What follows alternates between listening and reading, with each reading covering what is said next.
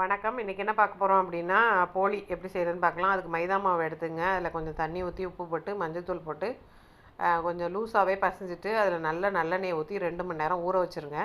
நான் இது ஊற வச்சு எடுத்து வச்சுருக்கேன். இதில் வந்து பூரணம் அந்த ஸ்வீட்டுக்கு வந்து நான் வந்து அந்த பூரணம் வச்சுருந்தேன் ஏற்கனவே. அதை வந்து மிக்சியில் அரைச்சி எடுத்துகிட்டு வந்திருக்கேன். அந்த பூரணம் எப்படி செய்கிறது அப்படின்னு என்னுடைய சேனலில் இருக்குது, பார்த்துக்கோங்க செய்கிறது எப்படின்னு.